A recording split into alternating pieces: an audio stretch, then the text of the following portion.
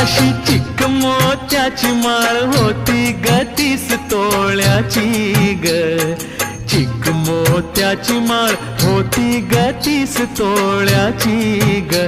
जसा गणपतीचा गोंडा चौरंगी लाल बावटा ग, गणपतीचा गोंडा चौरंगी लाल बावटा ग.